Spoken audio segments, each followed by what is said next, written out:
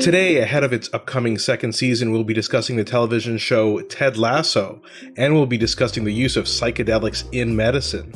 This is Doctor versus Comedian.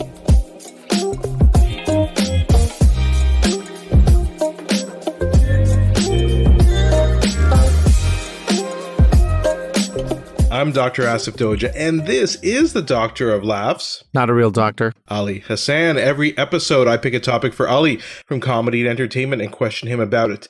Then Ali picks a topic for medicine and health and grills me on that topic. Today, in anticipation of the upcoming second season, we'll be discussing our thoughts on Ted Lasso, and we'll be discussing the use of psychedelics in medicine. But before we get started, Ali, I want to ask you something. I'm here, you're here, let's do it, man. I don't know if you saw last week, the Emmy nominations came out for television. And so I was curious what you thought, anything you liked, any big omissions that you were worried about didn't get nominated. On brand for this show, I was a little bit worried that Ted Lasso might not be nominated. I have nothing to worry about. Ted Lasso is right there. And then a bunch of stuff. It makes me feel good about my to-do list, my to-do watch, or my to-watch list with, The Handmaid's Tale. I mean, I don't know if I'll ever get to it, to be quite honest, but WandaVision is on my, to watch. I was very surprised about The Mandalorian. I loved it. I didn't, it seems a little more niche, it seems like it's really for a smaller subset of nerds and Star Wars. Yeah, Star Wars is pretty small potatoes. Nobody's really heard of it. I know what you mean though. No, but it's I know what you mean. Like The Mandalorian is still a smaller subset. I didn't know it got that much love. Yeah. I don't know. Have you seen The Boys? I have not seen The Boys. On my list, also on Outstanding Drama Emmy nominated and that's list, similar. Yeah. So there's a couple things on these lists that are very kind of genre specific. So The Mandalorian is sci-fi, Lovecraft Country, which very interestingly, I watched the whole season and it was canceled by HBO and it has something like 18 nominations and it's not coming back. It's a good, very good acting in this show. You're going to see all those actors have their careers boosted because it's amazing. A lot of them are nominated as well, but it's very interesting. It's more of a horror show. And The Boys, which is a superhero show, and it kind of skews the superhero genre. So yeah, I was happy with that. The Boys is great. Definitely should see it. And even the comedies like Cobra Kai, Hacks was nominated, which very surprised to see. Hacks, I'm so happy to see there. And so, yeah. Tell me about Emily in Paris, man. Very surprised to see the most brainless watching. I don't understand that show. Is it a show that's making fun of itself? Is there something meta going on? Or is it just like, this is our show? And because for me, Ted Lasso, which we're about to talk about, was Emily in Paris times 10 in every way. Acting, performing, storytelling, but same fish out of water, literally crossing the same pond in a whole, different world on the other side. But just Emily in Paris, we watched it, we enjoyed it, but it was pretty basic, and we knew that when we were watching. There's tons of think pieces about why Emily in Paris is nominated, whereas lots of things weren't nominated. There's this mini series from Britain, Small Axe, which is supposed to be one of the most amazing. I haven't seen it. It's supposed to be absolutely amazing. Everyone's like, that wasn't nominated, but Emily in Paris was.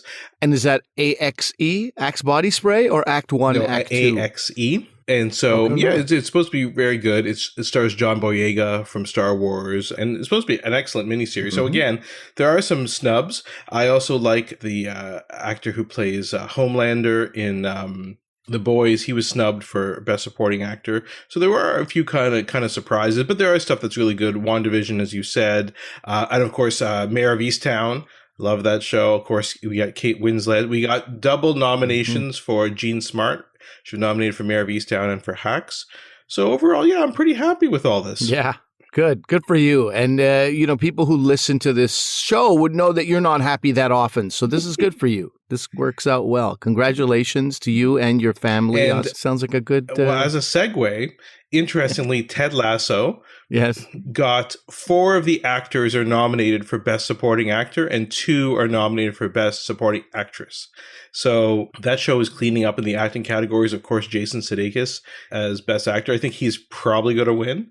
But I don't know what they're going to do because it's so many of their supporting actors. Are they going to split the vote or will one person get it? So anyway, looking forward to seeing what happens.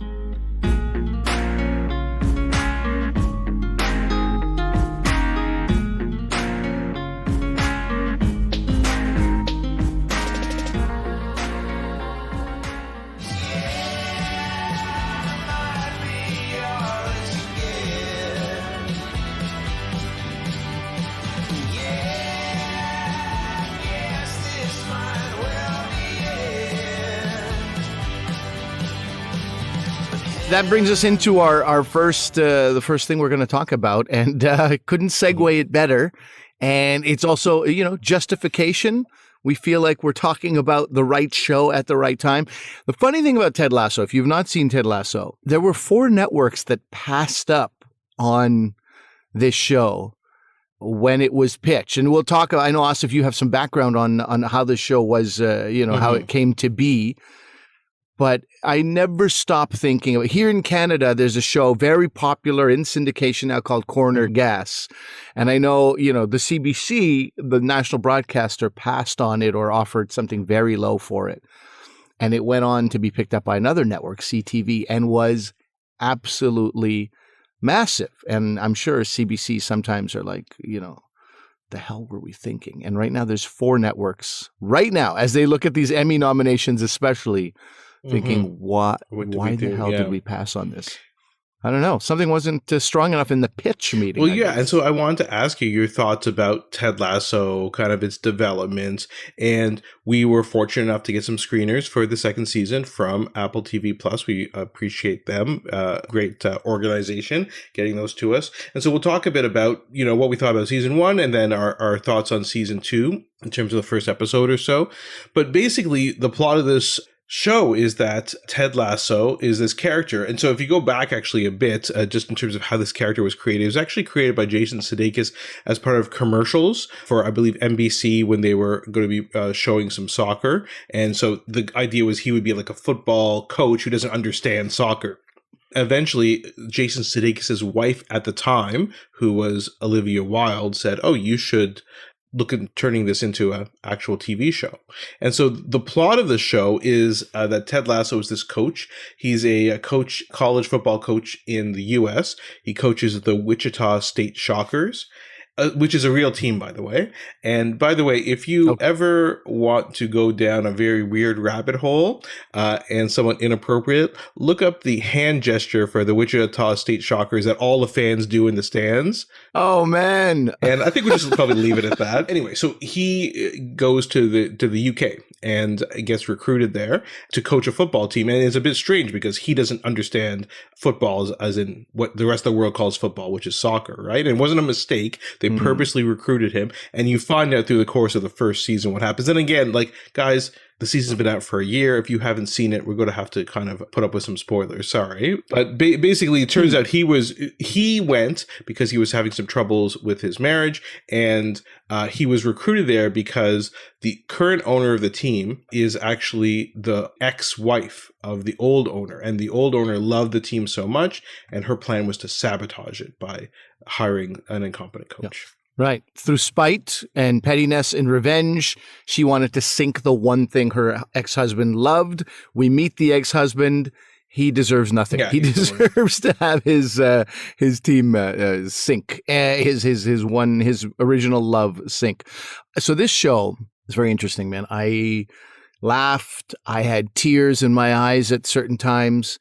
I laughed with tears in my eyes. The show is everything I've ever wanted in a show. On the face of it, it's like, this is a crazy premise for a show. This is so ridiculous. And maybe that's the whole thing. You set up with something that people's expectations start so low, And then they really do a phenomenal job at capturing the beauty of human beings and maybe also timing. You know, we're in a pandemic, and Jason Sudeikis' character, Ted Lasso, is an eternal optimist. And maybe we need to see that. We need to see the challenges up against that, which he has, of which he has plenty. Interesting thing is that Bill Lawrence, and if you know sitcoms and television, Bill Lawrence created Scrubs a number of years ago. Bill Lawrence reached out to Jason Sudeikis, said, I have a project with you in mind. And Jason Sudeikis goes, no, I don't want to do that, but I want to do this thing, this idea, which turned out to be Ted Lasso. And Bill Lawrence is quoted as saying, okay, my ego was hurt for a second, and then I dove in, and then eventually only the Apple executives bit. And I'm sure they themselves were like, Apple at the time, not hugely, not one of the main networks or platforms. And it's just exceeded everybody's expectations. Yeah, and it's funny because, as you said, Apple TV is a fledgling network. A lot of you actually, if you've bought an Apple device in the past year, you probably have free subscription to Apple TV Plus. So check it out. And they spend lots of money. They have Jennifer Aniston and Steve Carell on the morning show with, I think Reese Witherspoon is on that. They have Jason Momoa with C. So they have a lot of these high profile shows. And this one kind of snuck in under the radar and is by far the biggest hit. We just talked about the Emmy Awards. It's kind of sweeping the Emmy Awards. It won the Golden Globe for Jason Sudeikis as Best Actor. So, it really is the flagship of Apple TV. And it's interesting, some of the other kind of recruits. So Jason Sudeikis approached Hannah Waddingham to play the owner of the AFC Richmond football team, Rebecca Welton, who we said is the ex-wife of the old owner. And she's primarily a theater actress, and she has an amazing voice, as you see in the first season. She sings Let It Go at a karaoke bar, but she had to be convinced to do the role. And she's excellent. She's hilarious and a great actress. And then it's funny, there's an interesting story about when she had to sing Let It Go at this karaoke, because it's a very poignant scene, because everybody's celebrating, she's singing Let It Go, the team is all having fun at the karaoke bar, but at the same time, basically Ted Lasso has a nervous breakdown. He leaves the karaoke bar and has a nervous breakdown kind of with, while this song is playing, because his marriage is falling apart. And even though he's able to hold things together otherwise, his marriage is falling apart. The story is that Jason picked this song, Let It Go, and then Hannah Waddingham was like, this song is very difficult to sing. Like, I think we should pick another one. And he's like, okay, well, I think this is the perfect song. So if you could find a better song that suits you and this scene, we'll do it. And your character's journey at the time in the season, and based on, the actual letting go that was required, not just for her, but for him as well. And of course, she couldn't find another song. So she said, no, you were absolutely right.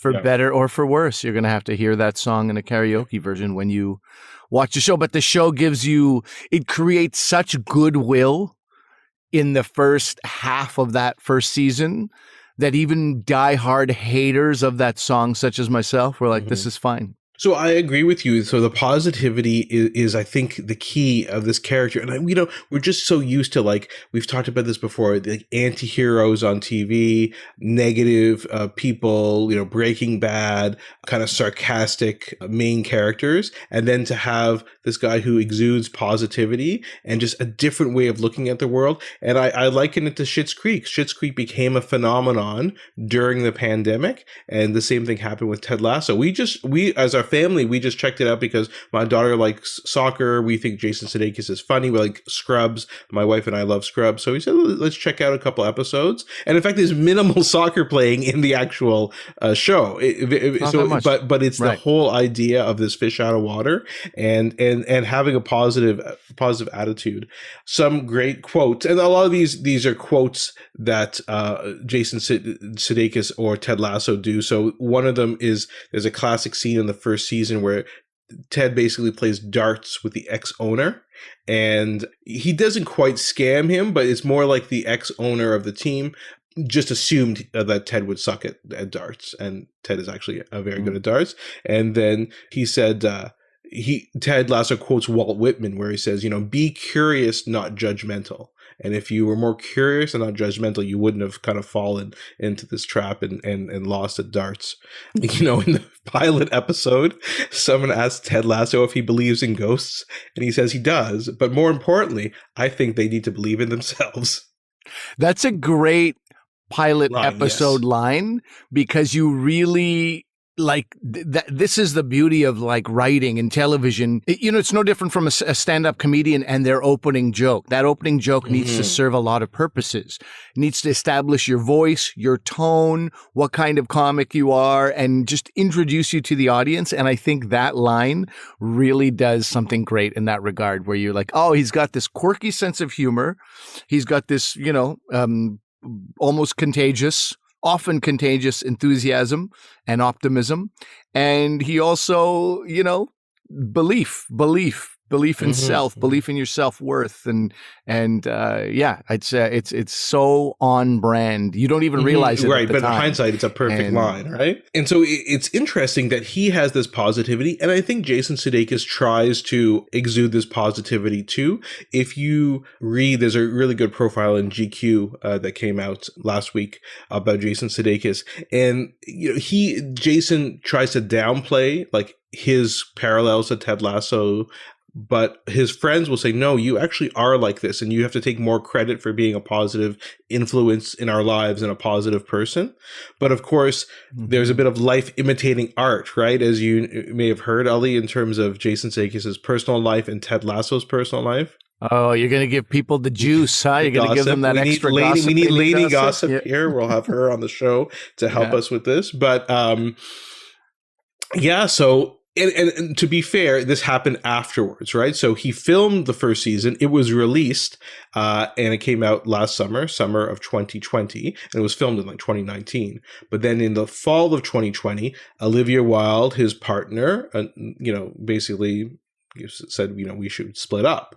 And it was found out, as time goes on, that it was, she's actually dating Harry Styles, who she cast in one of her movies, because Olivia Wilde is quite a prolific director now. I don't know if you've seen some of her movies. She's great. Harry Styles, whose concert in Toronto has been canceled. My daughter, much to her own dismay, had to. Oh, come she told you that recently. while her head was buried in a pillow in her bed, tears. Kind of, yeah. She's been waiting 2 years for this concert. Harry Styles, and I bet he's just off with Olivia Wilde somewhere. Yeah, so I bet your wife. Thanks for nothing, Harry. A big, she's on the side of Jason Sudeikis in all this. My daughter? Oh, absolutely. Absolutely. Harry has cut her too many times at this point. And, but it's not, I guess it's life imitating art, right? Not because it happened afterwards. And so, who knows? Because, Jason Sudeikis, again, in this GQ profile, he talks about how I didn't write that with that in mind, but he needed a reason why this football coach, from America would go to the UK. And he needed a reason. So he wove in that divorce thing. The wife just wasn't in love with him anymore. It wasn't some big blowout or something like that. She just fell out of love with him. And he was kind of trying to escape this. And so, I don't know. It's interesting. Read the article and see what you guys think. I think Jason wonders if some of this subconsciously, he kind of had some inklings beforehand about what was going on. He also, while you dish gossip, I'll dish, I'll dish the wisdom that he has espoused on divorce and splitting up. He was like, because he's famously said, I don't know why Olivia Wilde left me, which sounds kind of sad. But also, he was saying that every few months, somebody goes, so what happened? What went wrong? And he goes, every few months, the more months I have away from the breakup, I find myself having sort of more answers for that question. After 6 months, you're like, oh, you know what? Well, we were doing it. And so I think distance from a relationship really helps give you that bird's eye view and helps you be like, oh, because, like anything in life, when you're so deep into it, you can't really step out and have that sort of healthy outlook on it. But anyway, hopefully he's in a better place. We wish Jason Sudeikis well. You know what? I wish Olivia Wilde well too. Who knows? Yeah. I only don't wish Harry Styles well because I have to stay in solidarity with my 16-year-old. Now, before we dip out into our next subject, we flip things around, we do have to talk about season 2. As you said off the top, Apple TV, kind enough to give us screeners for season 2. Notably, Norm Wilner. Norm Wilner is a movie and film critic out of Toronto, somebody I love and respect very much. And he said season 2, in particular, episode 4 is a, quote, goddamn miracle, unquote. I mean, it's like, movie reviewers are having their heads blown by this show. Now, what are your thoughts on season 2? Not just the 4th episode, obviously. So let's kind of recap where we are. At the end of season 1, the team was relegated, which I didn't really know because everybody else in my family follows soccer, but I don't. So what happens is in the Premier League, if you don't do well enough, you will be relegated to basically one division below. And then you have to struggle to get back up into the Premier League. And that's what happened. And they lost because of one of their former players who was playing for Manchester City at the time, Jamie Tart, scored the goal that sunk them down into, and so this is them kind of going back. But again, you think that would, the first season does not end on a sour note despite that, because of all they achieved. And the season 2 does not begin on a sour note because of all they've achieved as well. And it's kind of moving things forward with them. And as you see, when they start this season, they've basically tied every game. They haven't won and they haven't really lost. They just had a string of ties. So they're trying to move themselves up. And something happens in the first episode, which I won't spoil, but one of the players needs to see a psychologist, sports psychologist. So they bring in a sports psychologist played by Sarah Niles, and she has a very different kind of interaction with Ted Lasso. And it's amazing, right? Because they have to play Ted Lasso as not being adversarial to this other person, but this person is somewhat adversarial to him, and he has to kind of navigate it. It's really amazing. Again, I won't spoil too much from the other things, but we have an alter ego of Ted Lasso that shows up for some tough love in a future episode. And we find out what happened with Jamie Tart, who left Man City or ends up leaving Man City, and what happens with him. And Roy Kent, who was the old captain of AFC Richmond, who ended up retiring at the end of season 1, and then his kind of journey, what he does afterwards. And of course, he's involved with Keeley, who's the influencer, a fan favorite character played by Juno Temple. So we have all these things kind of going forward. And again, what I'm so impressed by this second season is, again, the positivity. Again, there are some conflicts, especially with this new sports psychologist, but it's not like this is the crux of the season. It's just how are they going to move things forward for all of these. And then, again, I won't get too much into detail, but there is an episode that takes place at Christmas time, which is so, and there's no, it doesn't take place anywhere near the football pitch. It's all off of that, and it's just kind of spending time with the different characters in different situations. And that's all I'll say about it. But that episode solidified to me that this is such a perfect sitcom, because it is, you just enjoy spending time with the characters. And if you can get a show to that point where the plot is less important than just spending time with these well-formed characters, it's amazing. So highly recommended the second season. If you haven't seen the first one, just start right now. It will be a great binge for the summer. Start right now. And you know what? I'm not always for binging. You know, when I think about shows like Ozark, when I think about shows like Succession, Call My Agent, a French show, it's called Le 10%. These are like my favorite shows out of the pandemic, and I'm happy we didn't binge them. You know, Le 10%, maybe you can watch 2 in a row, but these are shows where so much happens. You need to sit and digest and appreciate as well. But Ted Lasso, and this doesn't take away anything from the show, is a supremely bingeable show. I mean, it just feels like you're watching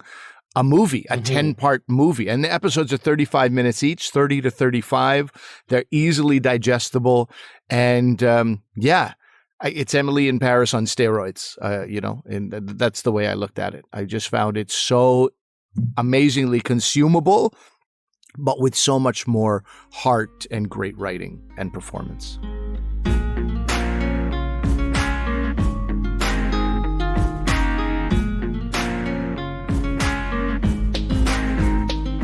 All right, so now we jump from Ted Lasso to this, new arena of psychedelics in medicine. But there is a connection, and the connection is that Brendan Hunt, who plays Coach Beard, and Jason Sudeikis took mushrooms one day. They had a day off in Amsterdam many years ago.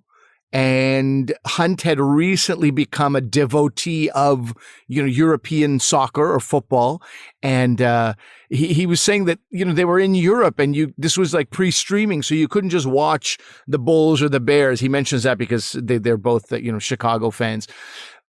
So you had to watch soccer. And so soccer filled this void for him while he was in Europe. And he started preaching about this. And he says somewhere on that mushroom trip, on that journey, it allowed him to word vomit all these ideas about soccer. And his opinion is without that mushroom trip, there would be no Ted Lasso.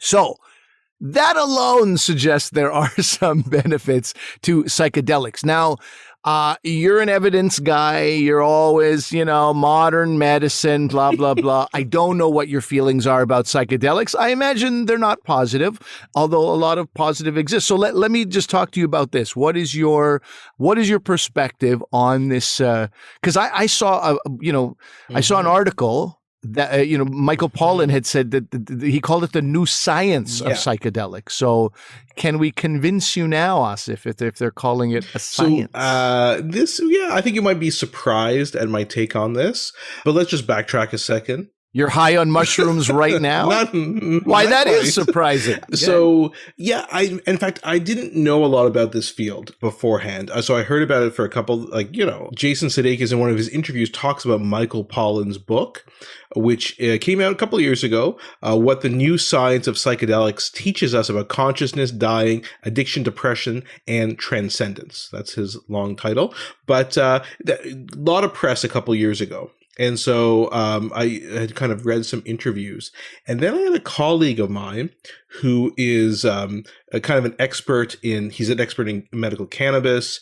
And he's like, Asif, he's like, get ready because cannabis is nothing compared to what you're going to see with psychedelics. And this is a guy who's not just hype. He's goes by scientific evidence. He's like, get ready for this. Okay. And when you say colleague of yours, you're talking about a medical professional, not somebody. Yeah. Oh, no kidding. So I said, wow, that's interesting. So he kind of pointed me to some resources and Wait a second. So this is with kids as well? He's a pediatrician. So psychedelics will be working their way into the kid Not yet. Well? So this is why I'm saying everybody slow down. Okay. I think his point was he's not going to start prescribing this to everybody, every child he sees to like a 1-year-old. But he's like the evidence and where this could possibly go, knowing how neurotransmitters work and knowing the potential and what the evidence has been showing to date, he's very enthusiastic about it. And I think he was implying maybe even more so than cannabis.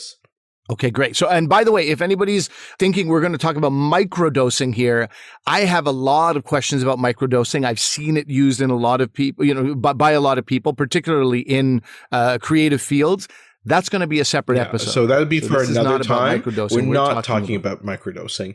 And so let's go back to some of the stuff. So if you look back, LSD was one of the first kind of hallucinogenics, which was synthesized from a grain fungus in 1938. It was from a chemist who was working for Sandoz, which is a Swiss pharmaceutical company. And he didn't really know what it was, and they thought, well, could this be something? Best thing. And then he accidentally, in quotation marks, ingested it, which, I mean, what? I've worked in a lab before. I would not accidentally ingest anything, but I guess it's an accident. So I mean, I don't know. I guess just the fact that it's called grain fungus should have you, walking in the opposite direction of it. But anyway, this guy, I guess that's why he was in the pharmaceutical world, liked to treat himself like a lab as well. The human body is a lab after all. So good for him. So Sandoz took some LSD. He had a very interesting, day after he did that. And then he said there could be something on. Look, it was 1938, buddy. The world, the world was a weird place. The Great Depression had just ended. Yeah. I mean, it was like, let the guy party. Well, I guess it was, it was almost World War II. But anyway, maybe he was depressed about that. So he ended up sending some samples to researchers and people started looking at it. And then around that time, serotonin was discovered, and LSD acts on the serotonergic system in the brain. And so now we're getting the idea of neurotransmitters. We're getting closer to antidepressants. So it was a very investigated drug at that time. And it helped us to kind of focus on, how the brain functions. And this is in the 50s now, right? Yeah. And even the founder of Alcoholics Anonymous, Bill Wilson, thought maybe it could be used to treat alcoholism. There's a lot of promise in that. And then your good buddy, always your good buddy, Timothy Leary. Yes. Not Leary. Who's the comedian Leary? Dennis Leary. Dennis Leary. No relation, I believe. We'll look it up. I don't think there's here. And so, Timothy Leary was, a Harvard psychology professor, right, for a few years. But Timothy Leary, he was talking about LSD. This is the psychedelic 60s, talking about psilocybin, which is the ingredient in these magic mushrooms that you're talking about, and talking about like everybody should take it. And so then you got the embracing of LSD by the hippie generation, the counterculture. And then the backlash from the governments came, where they started to be outlawed, made it an illegal substance, and then that's kind of where things were left for many years. By the 1970s, it's outlawed. The whole medical and scientific investigation of it kind of grinds to a halt, right? A lot of it is the propaganda from the government. And I remember back to school specials. Remember these back to school specials? I watched one. I thought it was LSD, but now if I'm recalling, it was probably angel dust, which is PCP. But I remember I get home at 4:30. I turn on a TV with no remote control. You got to go up to the TV, press the button, turn that little knob. Yeah. And I watched the after school special, and this girl took PCP and jumped out of a second story window of her high school. And I'm like, oh my God, this is horrible. These hallucinogenics, because PCP acts as a hallucinogen, but it works a bit differently than some of the other ones we're talking about. And I'm like, oh my God, this is horrible stuff. You would never want to take this. Yeah, in your suburban Ottawa life, I mean, that must have been like, wow, exactly. What's going on out there? What's happening? So I just think, that's my little microcosm of that. But, as a whole, it's kind of scared people, I think, in general.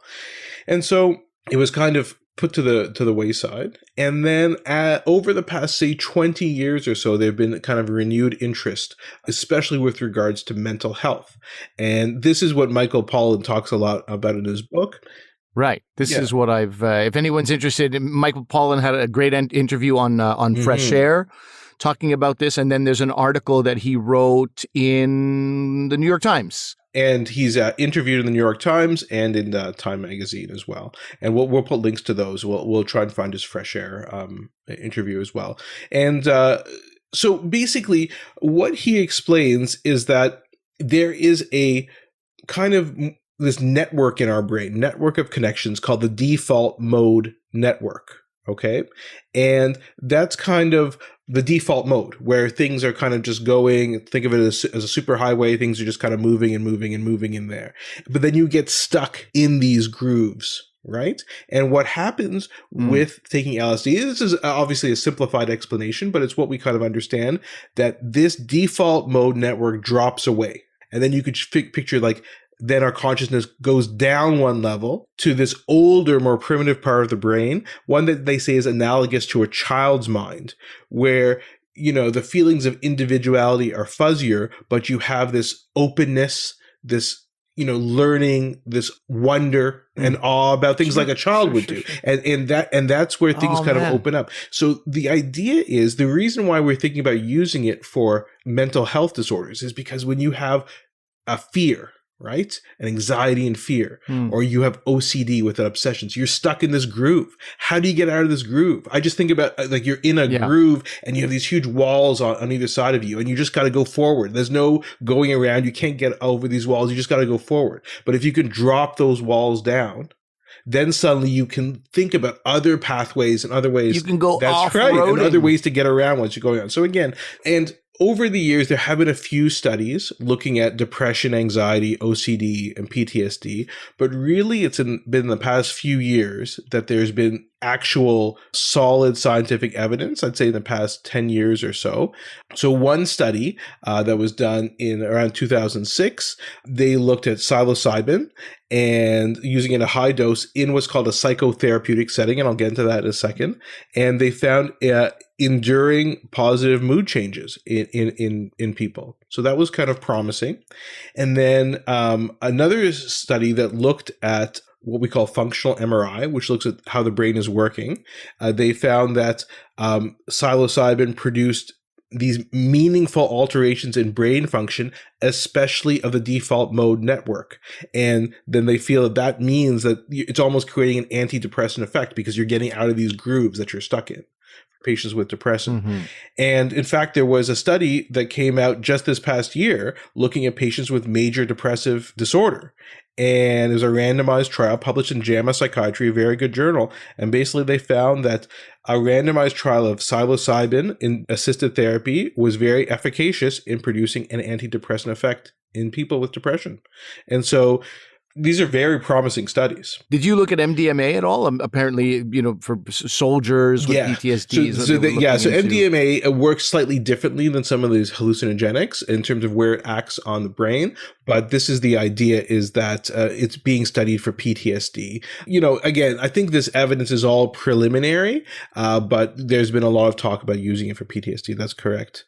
Mm-hmm. Just the fact that you have a positive attitude about this, Asif, is blowing my mind. This is a trip itself. Who needs drugs? I just listen to Asif be positive about something, and that's my drug. Now, I'm sure people would be wondering, how do I sign up for these trials? No, I don't know if they're wondering that, but some people might be. And also I'm curious on how do these trials work? Do you have to, because there would be placebo effect as well, right? They would take, but also there would be people with actual depression that need to be called in. Right, exactly. Or with the actual condition, and then people without the condition. And I guess everyone has to be studied across the board. So, obviously the selection is important. What are you studying? Is it depression? Is it anxiety? Is it PTSD? So you need to select those people properly. The study we were talking about was depression, and it needs to be a prescribed treatment. It's not, you take mushrooms and get back to us later on, and you don't know the dose and things like that. So again, it's kind of like we were talking about in the previous episode, the very first episode we did about cannabis, right?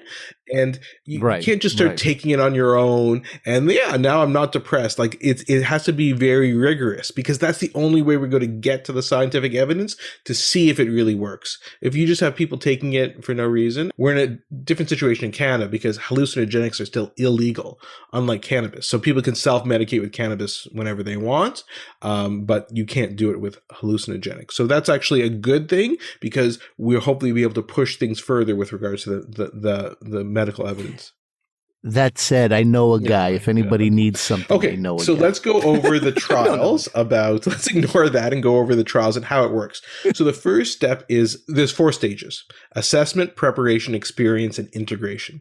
So the assessment is determining if the person is suitable. So do they have any reasons to not try it? Maybe they have a history of psychosis or schizophrenia or bipolar. They're suggesting maybe those patients, it might not be as good of an idea. Do they have any medical conditions? Do they have any medications that could interact, right? So you make sure that that's all appropriate. Then you do this preparation phase. Usually it's the day before you give them the drug, and they meet with a therapist. So this is very therapy intensive, right? It's not just doing it on your own, but you go over educating people what a psychedelic experience is, how it can be challenging for people. If you are challenged or afraid during it, how you kind of go, move forward. How do you get the most out of the experience? Okay, so they prep you for like a day ahead of time, and then you come into the psychedelic experience. So the way I picture it, I've obviously never done it, but like picture you go to the therapist's office, you lie down on the couch, put on eye shades, earphones. They listen to a music compilation that has been prepared in advance, which could be whatever music the therapist wants, or if you think I have something that will help me kind of relax, calm down, access positive thoughts. They take psilocybin, and then it's like 4 to 5 hours of just lying there having the experience. The therapist is kind of sounds like a bad trip for a lot of people, to be quite honest. Like you're forced in a room to like, no, you must listen to this. You must lie here. I want to be free, that's man. The thing. You don't want people walking around on the street and getting into accidents or things like that. So you're supervised therapist there, but therapist isn't like talking to you the whole time and interrupting your trip, so to speak. They're there to. Do you feel anything yet? Do you feel anything yet? Shut up, therapist. So they're just guiding you there. They can maybe hold your hand with permission. Okay, consent. Yes, and then, they're just there to kind of be there and supervise. Then the next day is called an integration session. So then you meet with a therapist again, and they talk you through the experience and to make sense of what happened.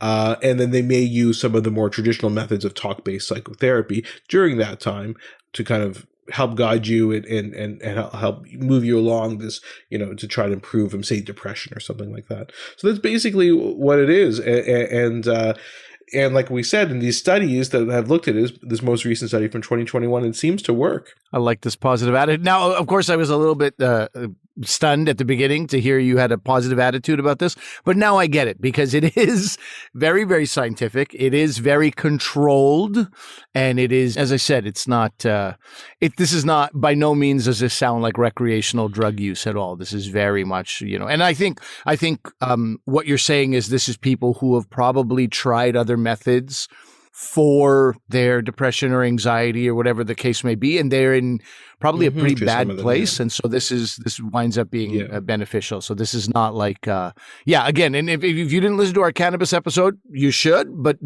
TLDR, do not self-medicate with cannabis. It has to be controlled. It has to be the exact same type and same strain.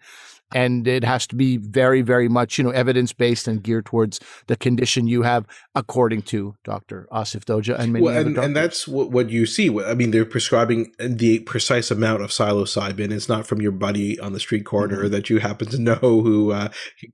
Sorry, Jeff. Get you this deal. So yeah. And if you look to the future, so again, just as you said about cannabis. This is all preliminary studies. It doesn't mean you go out, as you said, go out and do this on your own because you're depressed. Like that's not what we're talking about. It's very prescribed. But I think physicians, and again, you're probably surprised I'm saying this, have to have an open mind about these things. And just because this has been vilified by... What's the date? What's the time? I got to mark this down. But what we need to do for the future, I think, and these are planned, is head-to-head studies. Head-to-head, this therapy with an antidepressant, a typical antidepressant. Prozac, Zoloft, escitalopram, I think is the study. It's the old Pepsi versus Coke challenge here, huh? Except so much because you don't want to just use a placebo, right? You want to see how it works head to head. So those studies will be coming, and we'll see what it shows. Okay, so then based on what you just said, either pharma would be very much pushing against this because their anxiety drugs are now going to be replaced potentially if there's more evidence that the psychedelics help people than the, in a head-to-head comparison. If they lose out, that's a lot of money they lose out. Or Big Pharma is getting into psychedelics. I imagine that's there are companies already existing for sure, and you can look them up that are ready for this. Not getting these from like your buddy Jeff on the street corner, but pharmaceutical grade hallucinogenics, the exact amount, and then they're waiting for these studies to be done, and then they'll say, yeah, we actually have it right here. Here is the pharmaceutical grade psilocybin or LSD or whatever. Here you go. And we're ready to go. There are companies that are already there. You just have to wait. As soon as these studies are finalized, and they may be actually even the ones supplying it for some of these studies, right? Supplying the psilocybin. So, and I imagine big companies are ready to also buy those smaller companies. That's how these guys will make money. So it is what it is. Again, we've talked about pharma, or we will on subsequent episodes. I think it's a necessary evil, but pharma will get into this, and I'm sure they already have. You just haven't heard about it enough, but it will be coming up soon. So that's one thing, is making these available, right? Once they're a drug. So that's where the future is, the head-to-head studies, making this more available to be prescribed. But the other problem is that was like a 4-day intensive thing we just talked about, 3 or 4 days, right? Of the preparation, screening the right patients and having the experience and then kind of deconstructing it afterwards. That's very labor intensive, right? And time intensive. And if you're paying for that psychotherapist, that's a lot of time and a lot of money. So the other thing that has to come out for the future is how can that be simplified, right? How can that, so you can still get the experience, still get the benefits, but in a way that's not as labor, time, resource intensive. So I think that's kind of for the future.